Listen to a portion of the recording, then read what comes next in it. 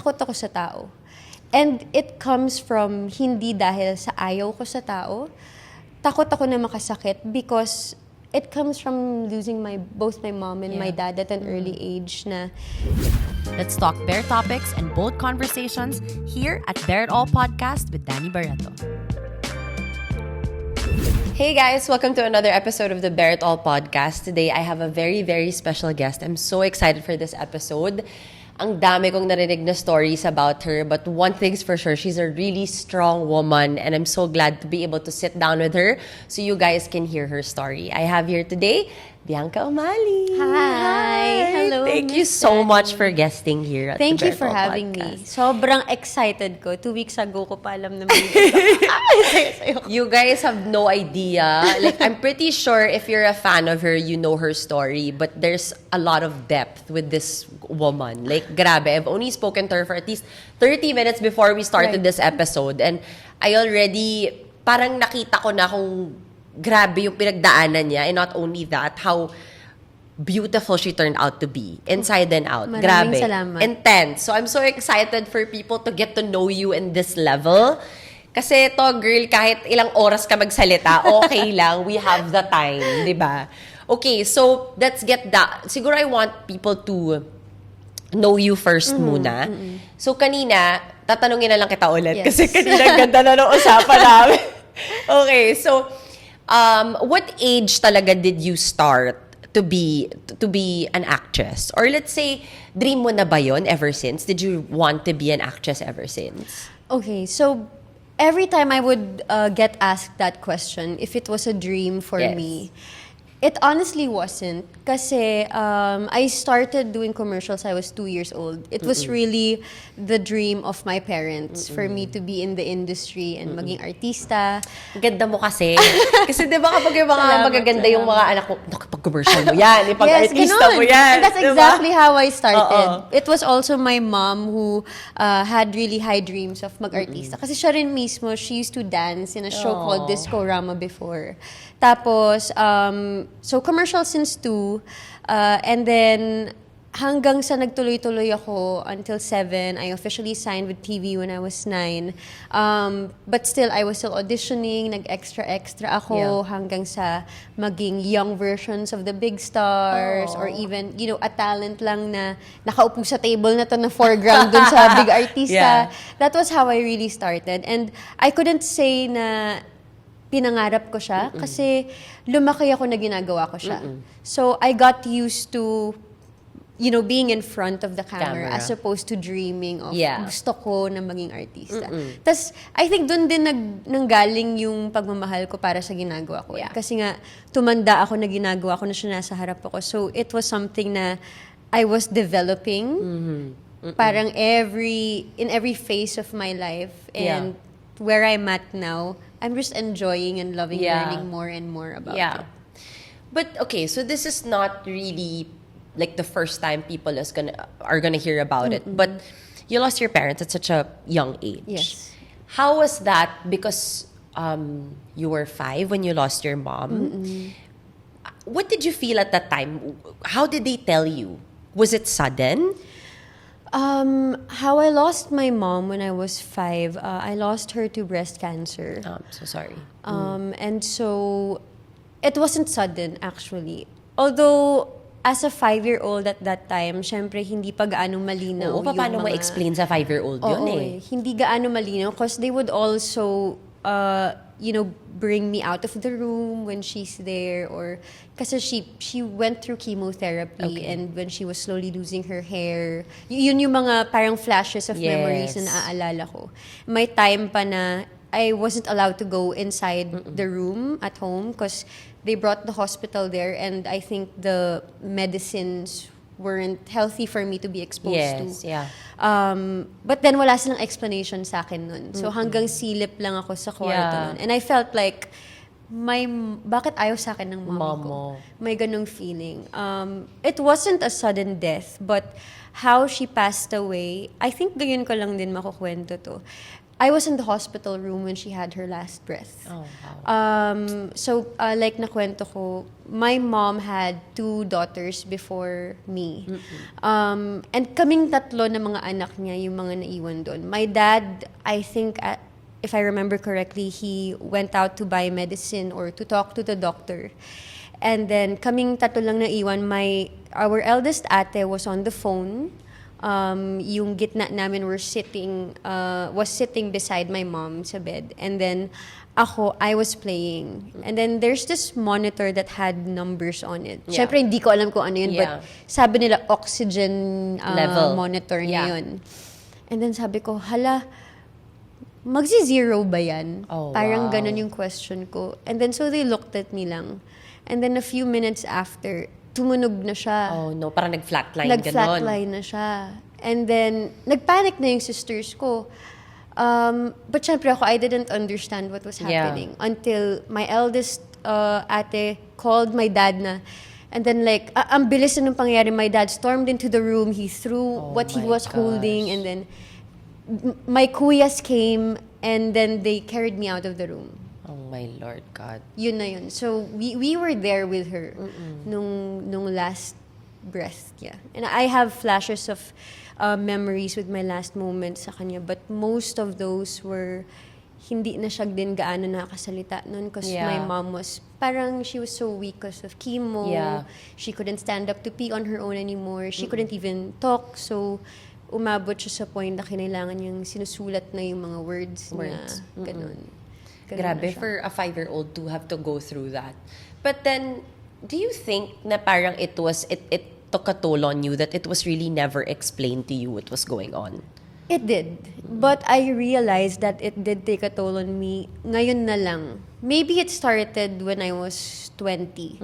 Na parang, kasi dahil nga maaga ako naulila, there weren't really, solid people who would give clarity as to what was happening to me. Yeah. Walang nag-explain sa akin na, ganito, ganyan na. Even I think because they didn't know how to also. Explain, yeah.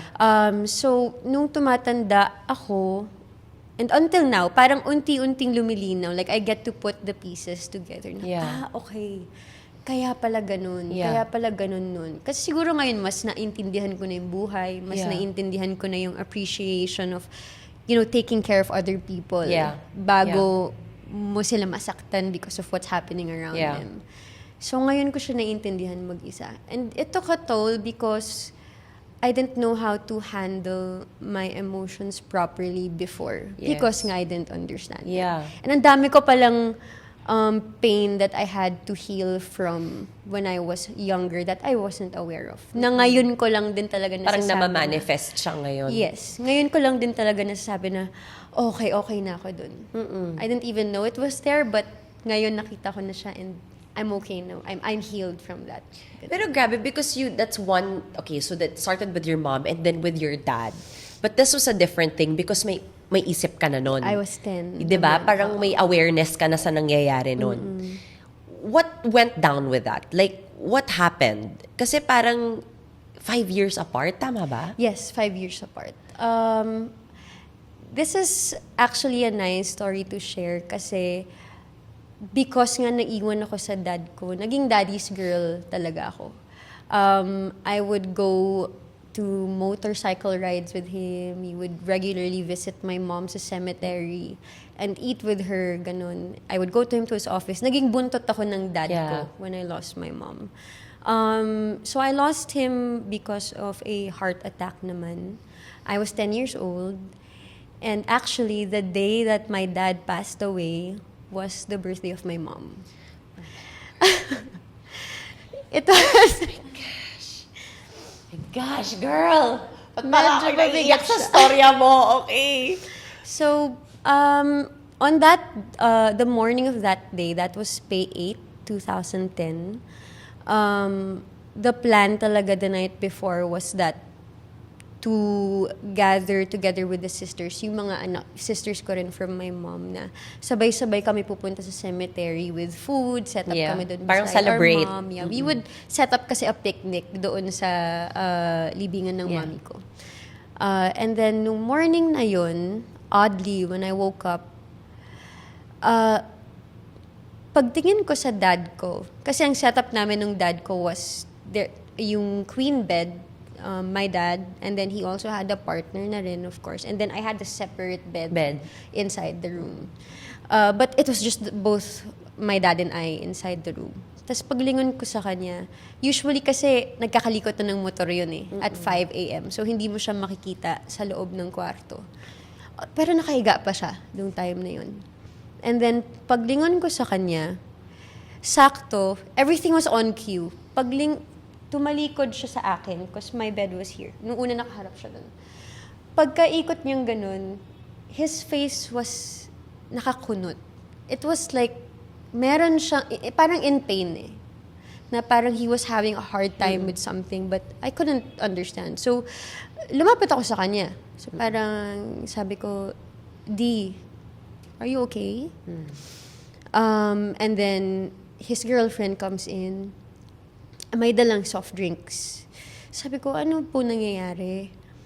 And then, she explained to me that the night before, that was a Friday night, my dad already was feeling pain in his chest. And then, what he did was he drank soft drinks. That's when he burped. Nawala yung pain. So, parang heartburn. Parang heartburn. Okay. But then, I think he didn't think that it was a heartburn. That's the, what do you call it, symptom. Heartburn. Yes. Pero he didn't think that it was a heartburn. Heart attack. So parang sabi niya, akala niya, ididighayin niya lang ulit. Yeah. So he was trying, pero ayaw. Tapos ang tagal nung morning na yun, na I think it was, 5 hours na hindi siya mapakali sa pain hanggang sa tumayo na siya, lumipat na siya ng pwesto niya sa dining area, nakataob na lang siya sa table na ganun. And he didn't want us to call his kids. Because I have 3 brothers and 1 sister naman sa dad ko. Ayaw niya ipaalam. The person who he wanted us to call for him to be brought to the hospital was his friend who was 30 minutes away pa. When my other brothers were just like 5 minutes away. Yeah. Kasi yung daddy ko, na medyo naman ako rin sa kanya, may takot siya sa hospital. Yeah. You know, may ganun talagang attitude. Yeah. May ganun talagang tao. Syempre, you have to consider the gastos. You have to consider the fear na paano pag may nakita. Well, I think yung paano kung may nakita na, oh my God, they're gonna do all these tests. I'm not ready for this. Ako din. Parang, pag di ko naman alam, okay naman ako eh. Kasi medyo I have that din. Yeah. So, ganun siya. Kaya ayaw niya ipaalam din sa kids niya na there was something happening. Hanggang sa, dumating na yung friend niya, fast forward to, we were bringing him out, isasakay na namin siya sa car. Syempre walang mapag-iiwanan sa akin kasi sumakto din na the person who he would leave me with, yung yaya ko nung time na yun, naka-day off. So it was just us talaga. And so nauna ako sumakay sa loob ng car namin. Yung posisyon ng pagsakay ko ay the driver, the front seat, ako yung nasa likod ng driver. Tapos, so wala pa akong katabi nun because they were locking the house. Yeah. And then pagsakay nung dad ko, medyo may demonstration. Okay. Pagsakay nung dad ko ganun, sa front seat siya, pagsakay niyang ganun, nasakay na niya yung left part ng body niya, nag-freeze na siya. Oh my Hindi Lord. na niya naangat yung Kabila, right the other half, yeah. leg. And then he started having his stroke na. He couldn't breathe anymore and he was ganun na siya. Tapos, what was so painful and vivid in that moment was that when he started, tumirik yung eyes niya eh. Nung tumirik yung eyes niya, he was just looking at me. He was frozen this way and he couldn't breathe hanggang sa nagpanic na yung mga tao. And then, pinasok na yung other half ng body niya and then we rushed na to the hospital. And pagdating namin sa hospital, like, isang U-turn na lang, he peed na. Wala na. Yun na yung sign, That's a diba, sign. na the person has passed away already. So, he was dead on arrival. But the whole time na we were on the way to the hospital, it was so clear to me that he was just looking at me and then he was crying, but then he couldn't breathe. No, my Lord Jesus. And I remember, sorry, I remember yeah, so that was how he passed away. It was also in front of my eyes. Yeah. Actually, both. I saw them both have their last breaths. But again, hindi ko pa hindi ko pa na-realize yung gravity of the situation nung time na yun. Yeah. Na nawala na sila parehas. Yes. Because I don't understand it. Everything was so fast. And then that was when napunta na ako sa lola ko. And parang ngayon nga, iniisip ko na lang din na kinuha siya ng mom ko rin as a gift, siguro. And to be in the situation that I'm in, I don't see it sad anymore. I see it more as a strength now. Yeah. Because, of course, there are times where you still think, I think, na, what could have my life been like if they were with still me? here. But also, hindi rin lahat may kaya ng kung ano yung buhay na meron ako ngayon eh. And God wouldn't put me here if He knows that I couldn't. Yes, that's And true. that I see it as a gift now. And no, for someone that's been through a lot of things as a young age, you're a very positive person. I think you saw, parang yung perspective mo of things did not shift a negative route. You chose to believe that you were put in this position for a reason. But I used to be negative.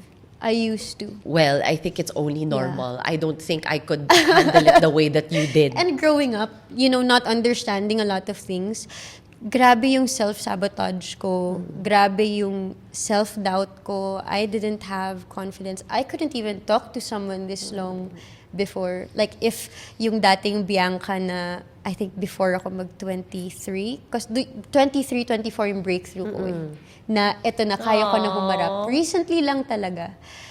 I don't think if I was invited here, I wouldn't know. Pero may how. social anxiety ka? Parang Yes. ganon? Meron pa rin. It's not even anxiety. Takot ako sa tao. And it comes from hindi dahil sa ayaw ko sa tao. Takot ako na makasakit because it comes from losing both my mom and my dad at an early age na yung reason kung bakit ako takot is kasi when I let people into my life tapos bigla silang mawala, hindi ko kaya. Yeah. But now, I'm more equipped to understand na it really happens. But then now, I know the tools to use, how to actually sense kung sino yung mga tao lang na dapat mong Yes. papasukin and hindi. I think pareho tayo in that sense that we're afraid to let people in because we're afraid to lose them. Yes. Parang I couldn't go through the pain anymore. Yeah. It's That's, I painful. think, one of the things na kanina when I was talking to you, I resonated with you in that aspect because pareho tayong we only have, maliit lang yung circle Yeah. natin. Yes. These are the only people we trust because we're always afraid that letting people in, that means you're also allowing them to hurt you in the Yes. future. And it's not something that you get to explain to Yeah. everyone, di ba? And being in the industry, hindi naman yan para i-post mo para alam ng lahat eh. Bilang artista, syempre, and I'm sure you get this too na you get misinterpreted dahil A lot. na konti lang, maliit lang yung circle mo na masungit ka, Baka hindi ka gusto ayaw ng mo mga sa tao. Ganun. And ako, parang inaccept ko na lang siya at some point kasi you also couldn't prove and explain to each and every person why eh. Yeah. But I think also it's why I'm excited to share also my story Yeah. at this point in my life na I can talk about it like Yeah. this. Kasi then people can also feel that if they are the same as we are, it's okay. Yes. You don't have to please each and every one We're not because weird. what will hurt you is that yung mga taong gusto mo i-please, they aren't even making an effort to please you back. Exactly. And yun yung masakit. Yes. Kasi dati akala mo parang laging puso. But then you end up getting hurt and then magagalit ka sa mundo. Tsaka parang ang effort kasi, na bakit kailangan kong i-explain sa'yo kung bakit ako ganitong tao Yes. if dapat nandun ka sa buhay ko. Oo, Di ba dapat if we're meant to be friends or you're meant to be a part of my life, hindi mo dapat questionin kung bakit ako ganito. Kahit ano pa yan. Yes. Even your flaws. Yes. Like, they will not question, they will not judge you for it. Yes. Mas pagtatawanan nyo pa nga kapag may nagawa kang mali. Totoo, When totoo. you're with the right people. Yeah. So, that's what I learned. And that's why I'm also more confident in, being able to share my story and to talk to new people I've Yes. never... Ay, grabe dati. Honestly, this scares me. And to be 10 seconds pa lang, sobrang drained out ako kahit di pa ako Ang magsasalita. exhausting, no? Ganun ako dati. Alam mo, may joke kami ng mga friends ko na yung social battery namin. Bago kami lumabas ng bahay, nasa 50% na. Yung pagdating mo dun sa party, wala na. Tama. Out ka na, di ba? Sa akin, kung merong fast charging na chargers ngayon, sa akin may fast empty. Yun lang power yung bank. battery ko. Oo. Wala akong power bank. Yes. As in, yung recharge ko is like, let's say, a week worth for Yes. one event. Ganon. That's true. Oh my God, she's us. She's us. As Ganon, in, ganon. ganyan na ganyan kami. Parang gusto mo lumabas, pero parang hindi kaya ng sistema mo makipag-socialize. Yes, yes. Oh my God. And even with, your few friends, you don't even have to go out eh. Yes. Parang minsan like yung video calls na wala kayong ginagawa, pero nandyan lang naman. Yes, Tas oo. kahit wala kayong pinag-uusapan. That matters to me. Oo, kasi Ganon. hindi siya masyadong ma-effort kapag kaibigan mo eh. Yung Yes. Parang very natural ang conversation. Oo. Paglalabas ka kasi ng bahay mo, alam mo kailangan mo umeffort makipag-usap. Oo. Tsaka mararamdaman nyo rin na pagpagod na kayo mag-usap, okay lang, sige, pahinga tayo. Oo. Tapos Tama. usap ulit. Tama. Ganon. Yes, Walang tama sama yan. ng loob. So, another thing that I can relate with you is you're very independent. Kanina when I was talking to you, you said you moved out of your house when you were 16. Yes. So, what was that deciding point? Now, why did you wanna move out at such an early age? Kasi 16 is young pa, ha? At that point, parang ang laking responsibility na yon to have to run your own household, pay for your own bills. What was that deciding point? Why did you wanna leave at 16? Ngayon, honestly, it was kind of an impulsive and an explosive decision. Because syempre 16 ka, Yes, di ba? You're oo. emotional ka. Let alone, not having really solid parents and my siblings beside me to guide me Yeah. correctly and clearly. Pero hindi nagkulang yung lola ko and yung mga pinsan ko inside. But the reason why I chose to move out is, so the situation sa bahay ng lola ko is my lola and then 11 kami mga apo na babae. Oh, wow. Ang dami Yes. mo. Kaya kami mga napagsama-sama ng mga apo nun kasi ako, tulad ako ulila, yung iba, yung mga mommy and daddy nila ay nasa ibang bansa. And mind you, my lola took all of us in. She was retired. Grabe. Our lolo passed away. So, superwoman talaga siya. Superwoman. Naitawid niya kaming lahat na nakakakain kami ng 3 beses sa isang araw, na pag-aral niya kami lahat. And the values that we all have You from turned her. out really well. Oh my God. Sobrang, we couldn't even, until now, we couldn't think paano niya nagawa yun nang siya lang mag-isa. Yeah. So, idol talaga siya eh. Yes. It comes from her. And so, sa 11 na yun sa bahay niya, you would, syempre, iba-iba yung occupation namin eh. And ako, being in the industry, ako yung may pinaka-indefinite time Yeah. ng pag-uwi. But my lola was very supportive kasi siya yung kasama ko mag-audition, Yeah. magko-commute kami from Parañaque to Quezon City, and she wants to support me in Yeah. this. Awa ng Diyos, nagtuloy-tuloy kasi Yeah. din ako. I was kind of feeling bad kasi she's my lola and I want her to rest. Oo na, kasi baka Oo. magkasakit. I Oo. want her to not worry that much. And parang, it's not healthy. I Yeah. knew it at that age for her. So, that was when I made the decision na maybe para although before I left, I really worked hard na ma-build ko yung trust niya sa akin. Yeah. Mama, Kaya kaya mo ko na. hindi ka dapat mag-alala. Mag-update ako sa'yo, ganito, ganyan.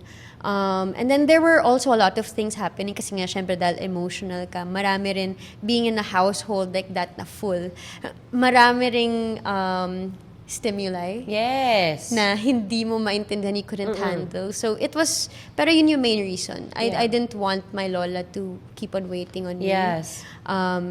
And ayoko na sumasama yung loob niya just because hindi niya rin ako maintindihan because I couldn't understand myself at that age, diba? It's that age. Yeah, it's that age where you parang You're very confused. You don't know what's going yes, on. yes. So it was a lot going on. Kaya I know it was an impulsive and an explosive decision. Okay, ganun. And then, so I was 16 when I did that. And my lola trusted me with my money. And idol ko rin siya because being in the industry, it's hard to actually, yung iba it's an issue eh, di ba, Yeah. between the parents and the child. Yes. Na hindi mo ibibigay lahat. Ibigay yung or pera. yung pera ay nagagamit din Or sa iba. nagtatrabaho ka tapos magugulat ka, Yes. naubos, Oo, nawala. oo. But my lola never Parang ever. she saved it for you. She saved it for me. And we would also do my taxes. She would teach me how to do our Grabe. taxes. Talagang siya yung lahat. And then, tawag dito, up until this day when I go back, hindi rin malinaw sa akin how I did it. So, again, it goes back to my faith din na Yeah. I feel like my mom and my dad were really my angels. Guardian angels mo talaga. Like they protected me and they guided me. I feel like they were voices in my head na hindi ako aware of. Because sometimes there are thoughts na parang magugulat din ako na, wow, I thought of that. Like, how? Oh, yeah. Na wala namang magtuturo sa akin Yes, for totoo. me to... Kasi kung malalim ka kasing, malalim kang kausap, Bianca. Kaya parang nakikita ko sa'yo na kahit bata ka pa nun, hindi mo, I think, na-realize na nadala mo yun kasi sobrang lalim mong tao. You are very much aware of how the world works, how your industry works, how friendship works, boundaries. You're so aware. Kaya parang I understand when you say na feeling mo may nag-whisper sa'yo. Kasi I feel like those are your, di ba, ewan ko I believe kasi in the divine na kapag nalolost ka sa buhay, may nagsasabi sa'yo ng direction Yes. And I think that you're right when you say that they're your guiding post. Yes. And also, it was my lola's voice. In my heart and in my mind, kahit na, because there was also a period wherein naging disconnected din ako sa family ko eh. Yeah. Parang when I left, hindi na naging malinaw sa akin kung ano yung naging dating sa kanila. And I didn't know how to communicate again. Yeah. So, I was afraid of like, what did they think of when I left? Or ano na ba yung nararamdaman ng lola ko? Galit ba siya sa akin? Naging bastos ba ako? It was a lot. And so, when I was disconnected with them, the reason why hindi rin ako curious sa maraming bagay is because I didn't want to disappoint my lola still. Alam ko at naiintindihan ko yung hirap na binigay niya para suportahan at palakihin ako. Yeah. Yung hirap na tanggapin ako into her household without, she's not the richest. She didn't have salary. Wala na yung asawa niya. But then she still took me in. My lola is so selfless. And that's what I idolize about her. That's why I call her my superhero. It's like when she calls me, yun yung pangalan niya sa phone ko. Yeah. Kasi I wouldn't be alive if it wasn't for her. I wouldn't be the woman I am now if it wasn't for the values that she instilled in us. Because parang ngayon, going through life as it is, it's so hard to give a piece of yourself to someone. Yes, that's true. It's draining. Diba? Without getting afraid na babalik ba sa akin to o babastusin ba nito kung ano yung pinakita ko sa kanya? Grateful ba tong taong to? Siya, 11 kami. Yun nga sa ko, grabe, 11. Tapos ganun yung impact niya sa inyong lahat. And she's still there with us now. She supports us and she will still be the proudest person. Sa lahat ng mga success at achievements na. Yeah. But I think that's why you're this strong. Kasi parang basically tinapon sa'yo lahat ng pwede mong maramdaman para ma-destroy yung character mo. Parang tinest ka na, bata ka pa lang. Yeah. Alam mo yon. But now that you're 25, I feel that you broke barriers, girl. You've literally proven time and time again na no one can shake you. And I feel that even if you lost your parents, you were given a very strong force, which is your grandmother. Kaya sabi ko sa kanya, kanina, I understand her kasi lola's girl din ako. Mahal na mahal ko yung lola ko. Ang sarap magmahal ng Ang lola. sarap magmahal ng lola. Alam mo, parang ako sa sarili ko, spoiling her is such a parang achievement sa akin yun pag nasuspoil ko yung lola ko. Kasi bata pa lang ako, oh my God, kahit anong hingin ko sa lola ko, gutom ako, kahit nasa Laguna yung lola ko, magdadrive yan papuntang Quezon City. Yeah. Dati kaya alam ko yung, syempre I didn't get to live with my lola that long, but then, the 3 months that I lived with her, I didn't wanna let go. Yung Yes. parang, I was so very much attached to this day. So sabi ko nga, ano ko na yun parang nanay ko na din talaga yun. And Alam ako, mo yun? kahit anong tanda ko, every time I go into our house, every time I see her, I feel like I go back to that Oh, age when she yeah. first took me in. And when I think about it, kapag kunyari, may nagtatanong sa akin, if you were given the opportunity to rewrite your story or to choose whether a life with your parents or a life with just your lola now, I mean, of course, I would be curious as to what Yeah. the life with my parents would Parents. be.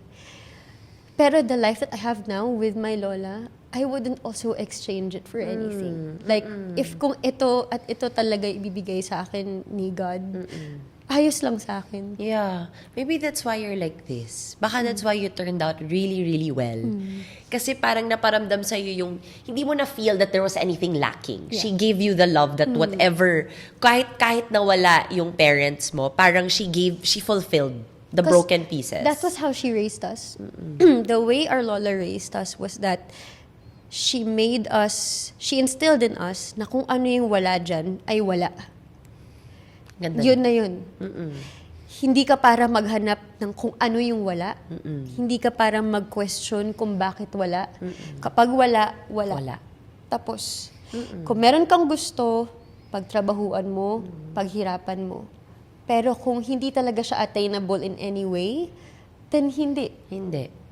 Hindi yan para questionin mo, bakit hindi ko kaya? Bakit wala akong ganun? Hindi para ikumpara mo yung sarili mo sa kung sinong meron. Yes. Yan ka eh. Parang you have to accept what is. Yes. Ito yung sa'yo, ito yung binigay sa'yo. Yes, Diba? ganun It's siya. okay to want more. It's okay to want to dream bigger than what is. But you can't also complain. Yes. Diba? Parang kailangan mo ding matutong makontento. Yes. Diba? Kaya even Diba? clothes nun eh. We wouldn't buy any kasi nga alam namin na wala naman kaming pera eh. Alam namin na lalo kaming mga nasa dulo na mga Yeah. bata.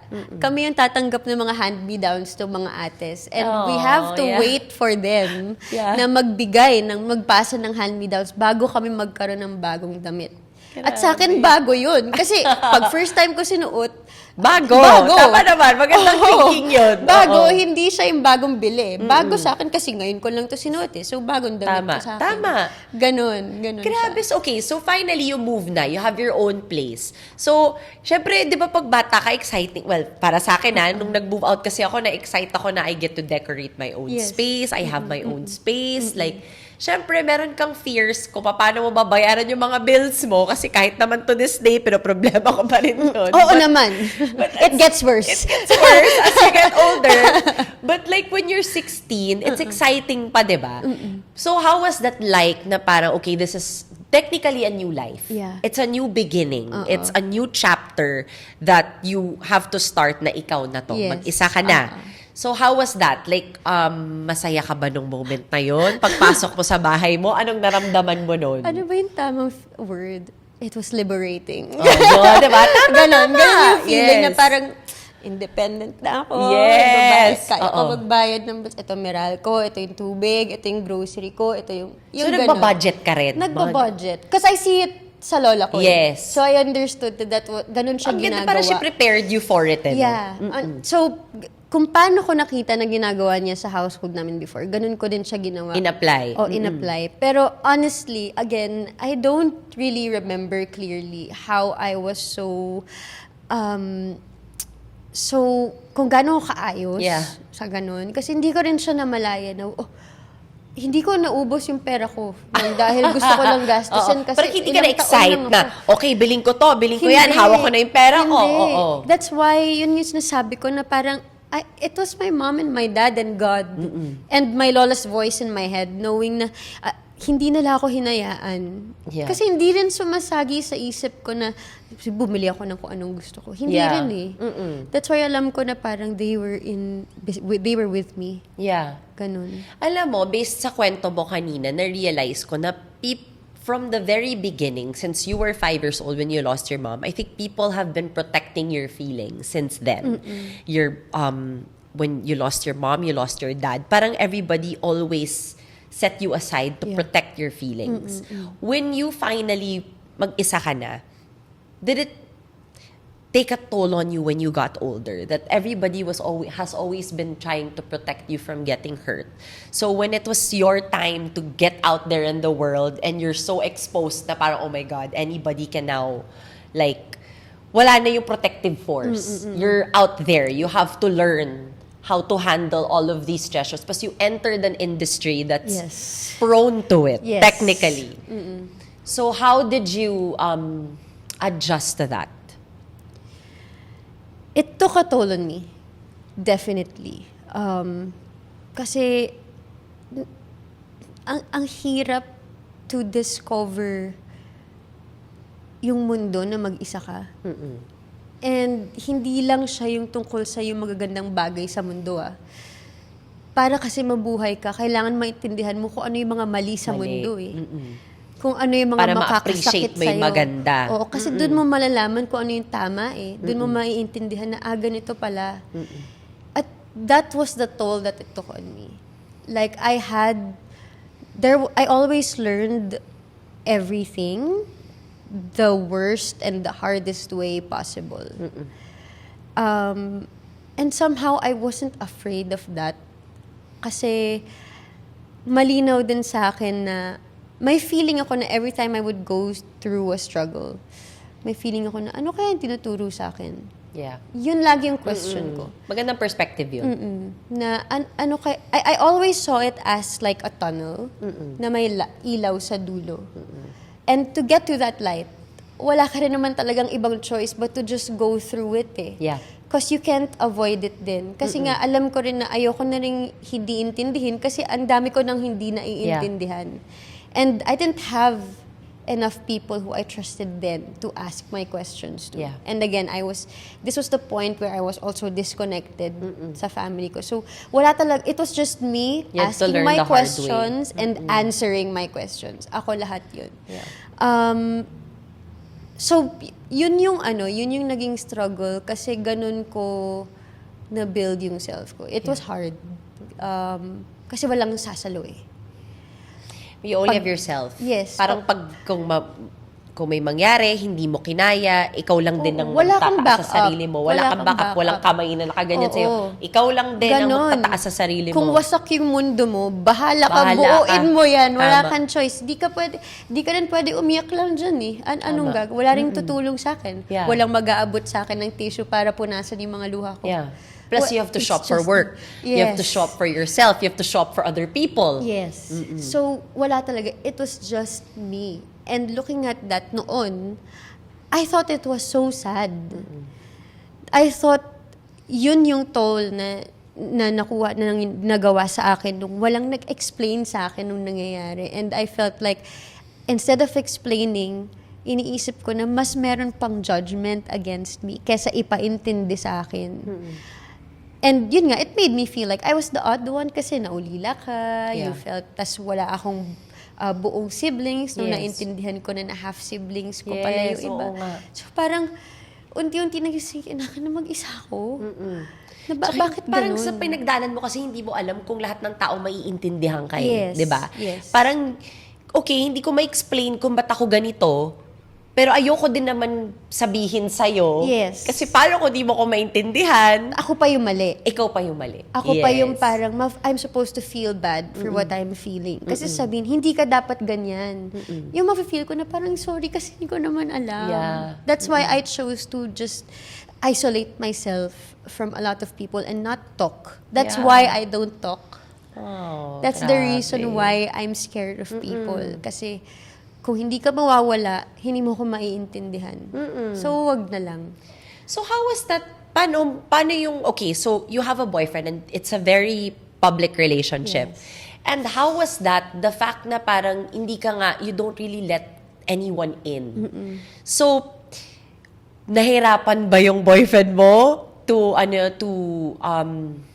paano ba? To break some certain walls for you to trust him. 'Di ba? Parang iba 'yun kasi for me mas mahirap nga magpapasok ng romantic partner kaysa Yes. sa mga kaibigan para sa akin. Kasi ang romantic partner mo is someone that knows you talaga eh. Yung makikita niya lahat sa'yo. You will be stripped of all of everything, your flaws, the good, the bad, the ugly. Siya lang yung pinakataong makakakita Yes. nun eh. So, anong trait yung nakita mo sa kanya na, you know what, I'll give this guy a chance? It was very timely na it was also the time na nag-fall into place din yung faith ko in my life. Naging kami kasi ni Ruru, I was 19. So, tagal nyo na pala. 7 years. Grabe. 7 years. Matagal nyo na. Grabe.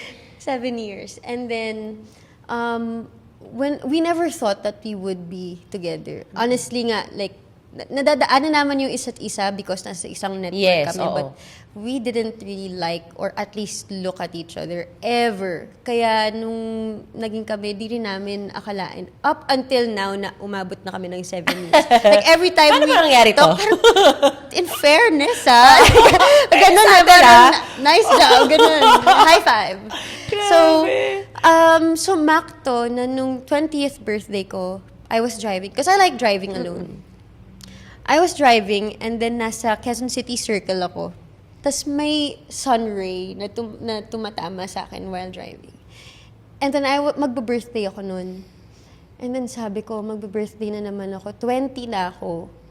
But because I don't celebrate, ano kaya yung pwedeng iregalo ko sa sarili ko na hindi mawawala sa akin? Yes. Because Ruru and I were also going through, kasi bago pa lang din kami. So, hindi mo papaintindihan kung solid na ba. Siyempre, meron na ring issues ng mga oras na Parang yun. doon naman nagsisimula mga problema, di ba? Yeah, Diyan kayo oo. natetest sa first year nyo. And then, naramdaman ko, pumasok in my head na yung faith ko. Although I always prayed, yung lola ko ay sagradong Katoliko. So, Yeah. within her household, she would do the novena, Yes. she would push for us to go to Mass every Sunday. Pero iba yung pagdadasal ko. I would always just pray to God, and it would be every night before I sleep, so I could talk to my mom and my dad before sleeping. Ganun siya. Pero nung naramdaman ko nung time na yun na faith ko, parang it was a calling. And so, nung naisip ko na faith ko yung gift ko sa sarili ko, nagpatala ako sa iglesia, Okay. sa INC. Yes. And Ruru didn't know. Okay. Is he INC? He is INC. Okay. Pero Ruru did not know. Okay. Being with his family and being with him, they never forced me. Or told you Or to. told me Yeah. to. Walang ganon. But I think they became an instrument for me to see what was going to call me. Kasi for me diba to be there are reasons introduced why you to meet it. people? Yes, that's Maybe why. that's one of them. Ganun ko siya tinignan. At so nung nagpatala ako, kasi hindi madali, it takes time. It was a year before I got baptized. Wow, okay. Yeah, ganun siya katagal. And then when I got baptized, nalaman ni Ruru na katala na ako, I was already going through yung mga pagsubok Yes, and oo. all that. So when I got baptized, doon nag-strengthen yung Relationship relationship. niyo. Yun yung nagpatagal sa amin ni Ruru. Kasi no You matter put him in what, the center of your Yes. relationship. No matter what we go through, palaging sa Ama yung bagsak. Yeah. Palaging sa Ama yung pagsusuko ng lahat. Yeah, tama. And kahit pag kami ni Ruru, alam naman namin sa 7 years, we're not a perfect couple. Yeah. Of course, being in the industry, people only see the good side. Yeah. People see that we're happy, we're sweet, that we love each other. But, in every relationship, there's always the ugly side. Yes. Sabi ko nga sa kanya ngayon ko naintindihan na ang pagmamahal pala is not just a feeling. Love is really a sacrifice because you Effort. sacrifice of choosing that person every day. every single day. Yes. And the person you choose is not the person you always love. That's true. That's why it's a challenge kasi Ruru and I, alam namin dun paano namin pipikonin yung isa't Isa't isa. isa. And it's so funny. Yeah. Kuhang-kuha namin yung gigil din. Yeah. So, yun yung times na mapapatunayan mo na hindi. Mamahalin ko tong taong to Yes. kahit na ayaw ko na sa kanya.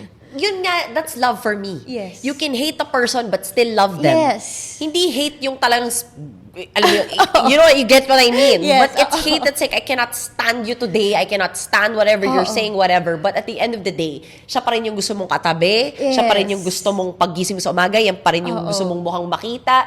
Like, for me, that's love. You Yeah. can't just say that you're in love with someone every single day. No, there will Hindi lang come... siya, it's not the kilig eh. Parang Yes. bonus nga eh. That Yes. up to this point, kinikilig pa rin kayo sa isa't isa eh. Even when you're married or kung gano'n nakatagal yung relationship mo.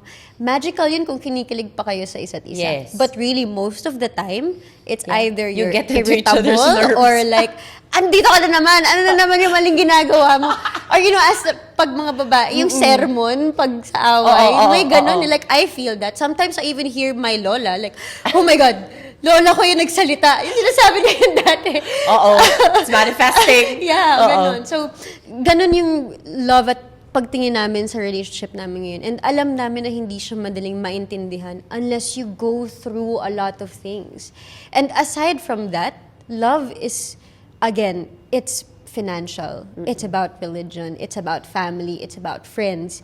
But what's important is that aware at alam ninyo that the relationship is only between the both of you and not everyone else around Yes, you. you're not in a relationship with the world. Yes. You're only in a relationship with one person. Yes. Kaya, challenge din, it's an effort, you know, to have the families get together at pakisamahan lahat. Kasi kami ni Ruru malinaw na magkaiba kaming mga tao eh.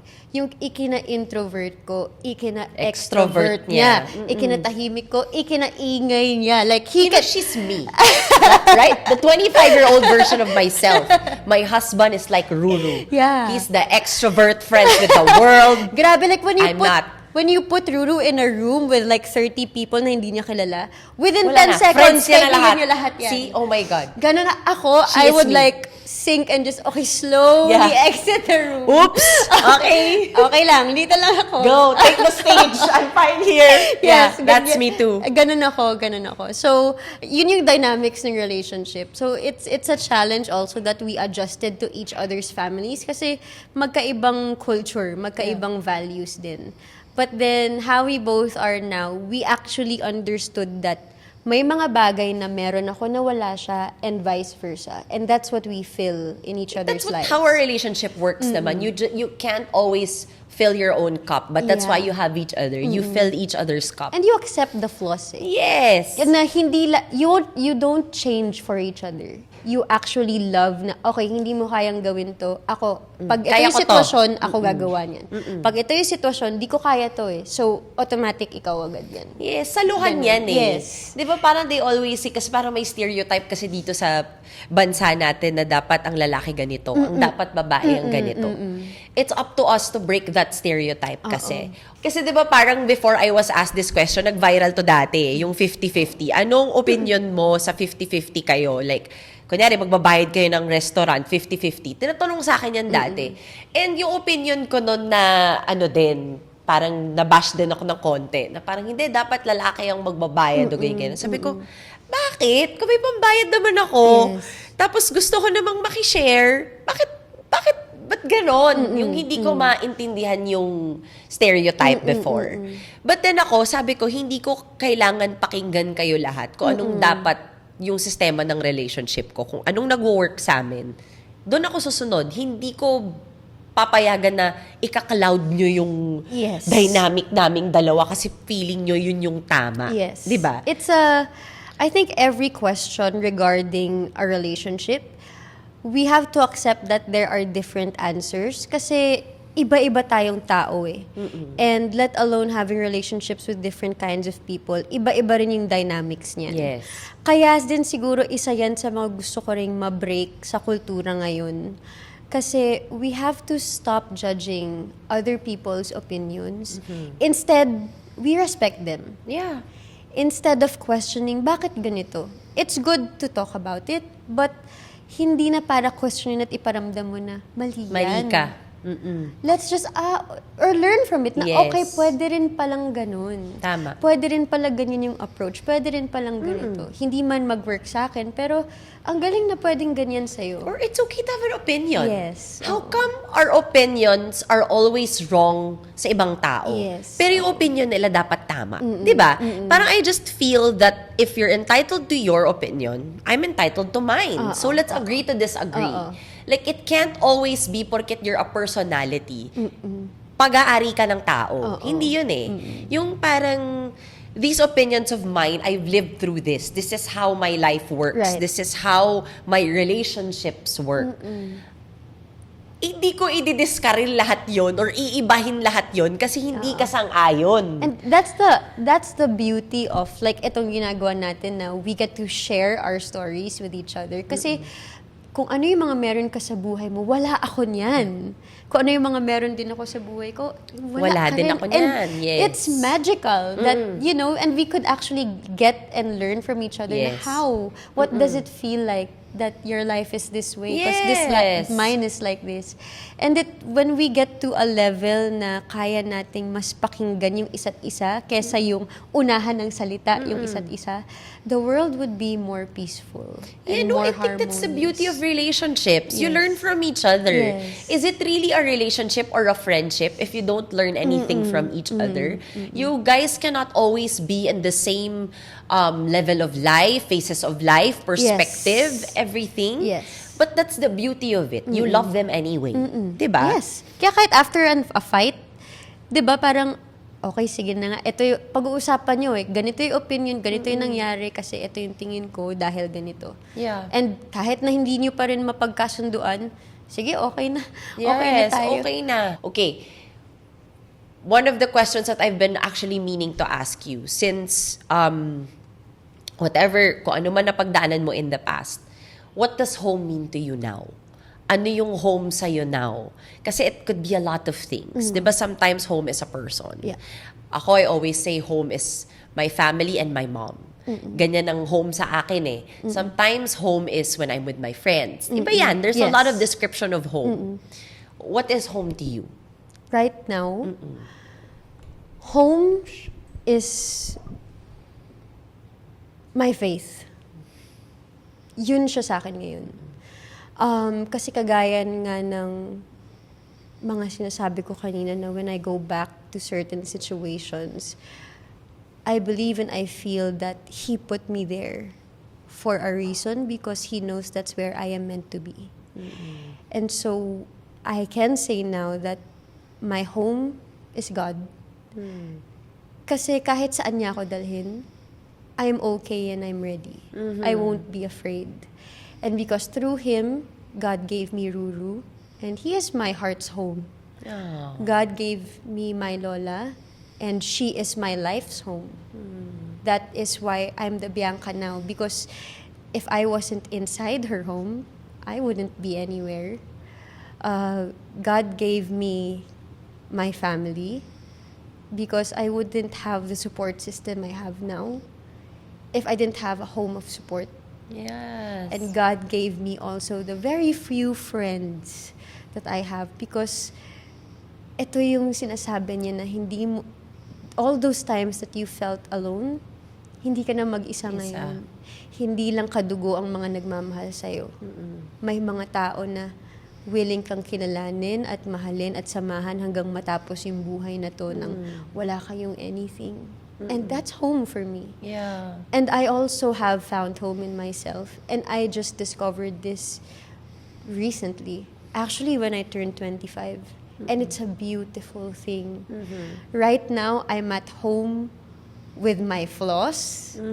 And it's so fun to laugh at. Yes. To actually say and like face them, your shadows head on na parang nakakatawa ka, kailan ka ba mawawala? Pero sige, dyan ka lang. Di ako, nakakainis ka, pero di ko ma-resist, lalabas at lalabas ka. Like, sometimes, like my competitiveness.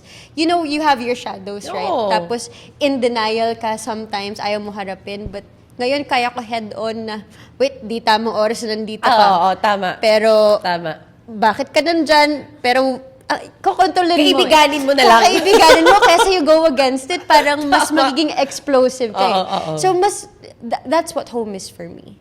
You know? And I guess this also moment right now makes me feel home. Because this conversation that I'm having with you now, I know he brought me here for me to be able to share my story the way I am doing it now. And it feels good. Kasi nga I've been saying na I want to be able to do this. Kaya mas sabi ko, ang sarap pala mag-podcast. And Oo, ang diba parang outlet siya eh. And doing it with you, I'm di talaga biro. I was so nervous somehow. I'm excited but nervous. Kasi sabi ko, I'm gonna be interviewed by a Barreto. God, anong, dapat ba English? Dapat ba, paano ba? But Girl, then it promise, feels so, bakla pa ako sa bakla. but then it feels so good, you know, hearing how you resonate with me and how open you are. And it's proof also that age is just a number. Yes. Hindi siya hindrance para magkaintindihan kayo. Sabi ko nga, para ko siyang parang na-meet ko yung sarili ko nung 25 ako. Ay, kasi, salamat. pero kasi nung 25 ako, alam mo na, kaya kita naiintindihan. Kasi nung 25 ako, dyan din nagsimula yung buhay ko. 25 akong, that's the time I got married. I had my first Wow. kid. That was the start of my life. Wow. 25. That's why when you told me na late bloomer ka, late ka nang naka-experience ng buhay, I resonate with that. I'm only 31.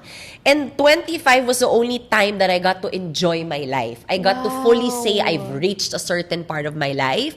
I've met my soulmate. I have my kids. I finally know who my friends are. It was only at 25. So 25 is the beginning of the rest of your life. That's I tell inspiring you. to me, No, seriously, honestly. Bianca. Like, wag mong isipin na parang, shit, ang daming na-experience ang ibang tao. Oo. That was the time they needed to get over in their Yeah. system. But for me, yung 25 sa akin, masasabi ko, shit, I finally lived. I know now what living is. I know my purpose, what I should be, what kind of mother I should be, what Yes. kind of wife I should be, what Yes. kind of person I should be. Yeah. It's also when my faith got stronger. Diyan ko nakita yung mga revelations ni God na, okay, pinagdadaanan mo to kasi I'm placing you here because Yeah. this is where you're meant to be. Ito yung challenge na ibabato ko sa'yo right now. Kasi the person you are when you're 30, you're gonna thank me for it. Yes. Kasi pinatatag kita nitong years na Yes. to. Kaya tong 25 mo, I'm telling you, you're gonna start enjoying your life. Kaya siguro ngayon ka lang nag-open up. Yeah. Kasi nare-realize mo na siguro na this is the time. Yes. I'm at the age, I can do this. Thank you for that. It's inspiring kasi, you know, I also dream of really being a mom. I dream of having my kids. And yung wala akong curiosity sa ibang bagay, I'm at peace with it kasi I'm also a proud tita at this age. Oh. Like, hindi ko kinakahiya na sumasakit yung balakang ko pag matagal ako nakatayo. Hindi ko kinakahiya na mahilig ako sa mga Baby. minty, sa Yes. mga white flower. Oo. I like babysitting. I like having conversations na tahimik na nagkakaintindihan kayo kasi pag maingay, napapagod ako pag ang daming Yes. nagsisigawan. I'm a proud lola even Yes. at my age. And Ano ka, no? Old soul ka. yes. No? Very old Yes. soul ka. Oo. And yun nga, I'm proud of it. Hindi naman, alam mo, at this day and age kasi, ang saya din naman maging ganun na lang eh. Ako, 31, mga ka-age nga namin, lumalabas pa kami, Oo. nasa bahay na lang kami ng mga kaibigan ko eh. Although, syempre, meron pa rin mga nagsasabi na, anak ko, wag mong sayangin yung youth mo, na dapat enjoy mo pa yan, pagsisisihan mo yan pag tumanda ka. Para sa akin, ayos lang ako. No, Okay iba-iba na ako. tayong meaning ng enjoy. Oo, okay na. Hindi porkit ang enjoying sa ibang tao is Yes, partying, ganun yes. yung sa'yo. The things that I enjoy most when I go through something, for example, I'm getting depressed or anxious, naglilinis ako ng banyo ko. Oh, diba? Like, no joke. It's a process Love this girl. to clean my banyo. Yeah. Ganon. When I get to express my OCD at home, pag umaalis ako, alam ko pag may nakasagi ng furniture ko. Kasi alam ko yung angulo eh. Alam ko kung saan nakatapat yung kanto ng table. It's like, sino nakasagi nito? You know the series of Friends, right? Yes. I'm a Monica. Oh my Yun. God. I'm a Monica. Like, I'm half and half eh. I'm half and half. I'm a Rachel and a Monica. I'm a half, but I'm not a Phoebe. Okay, but I get you so well because ako naman when I'm stressed, ano ba ginagawa ko tas when I'm stressed? I'm really just at home. I don't even Yeah. leave. Like, my home is my sanctuary. Yeah, same. Diba that's why when you have your own house, you make your home na you wanna come home to when you're sad, Yes, happy, yes, angry. yes. It's supposed to be your sanctuary of everything. And it also gives me a sign pag magulo yung isip ko tas hindi ko pa alam. Kasi makita ko ang gulo ng gamit. Yes. So, Ang dun ganda ko, oh nun. my gosh, Oo. there's something I have to resolve fix, or reflect yes. on. Oo. Then, pag maglilinis ako, dun ko na rin may... Parang na-arrange yung... Yes. Oo. Tama. The same. Tama. I swear, I've met another version of myself. I'm so glad. Oh my God. Okay, so this last question of mine is like kind of heavy. So if you were given a chance to walk with 5-year-old Bianca, Wow. kasi dyan na nagsimula yung ano mo everything else in your life unfolded when you were 5 years old. My God, my daughter is 5. So hearing what you've been through at 5 makes me want to just hug my daughter right now. So if you were given a chance to walk with 5-year-old Bianca and you will explain or talk to a 5-year-old Bianca, ano yung sasabihin mo sa kanya? 25-year-old Bianca to your 5-year-old self. Grabe. This is such a hard question, actually. I am going to tell her na mahihirapan ka. I'm going to tell her na matatakot ka. Mararamdaman mo na mag-isa ka. Pero pagdaanan mo lang, magtiwala ka kay God kahit na hindi pa malinaw sa'yo. Pero maiintindihan mo eventually kung bakit yan ang buhay mo. Masakit, mahirap, pero you will end up becoming a beautiful and a strong woman that is undeniable to people. And you will be so proud of everything that you have lost. You will appreciate life even when the world is painful. Oh, that's beautiful, Bianca. I'm so glad I met you. I'm so glad I met you. I'm so glad I heard your story because I learned so much from you. And you know what? You found an ate in me. So Thank if you. ever you honestly want to talk about anything, I'm always just going to be here. Pagluluto kita. Please, please come to my house. Since we share the same love Yes, yes, for yes. staying at home, there we have another friend here. I can clean your banyo. My banyos clean, don't worry. No, but honestly, I can make it cleaner. Seriously. Love language. We'll cook. Let's cook together. Okay, I can call you ate. Yes, Oh. you gained the new ate today, and I'm so glad I met you. You're such a strong woman. A lot of people are gonna learn from you. This is probably one of my favorite episodes kasi ang para kong nakamit ng ibang version of myself and ibang klase ka girl. Thank you, Ate Ibang klase ka. G. Whoever is watching this and maka-align ka sa story ni Bianca, I hope you turn out like her also. I'm gonna call you Ate D, and you can call me B. I love that. I love that. I'm so happy to be. Thank you for guesting here sa Salamat. Bertol. Come back anytime. Yay! Anytime. Come back Salamat for having me, Thank and you so much. are a blessing to me Aw. as well. Thank you so much. My gosh, I love this episode. If we can't end it, we can still talk after this episode. Thank you guys for watching this episode. I hope you enjoyed, and we'll see you on the next one. Bye.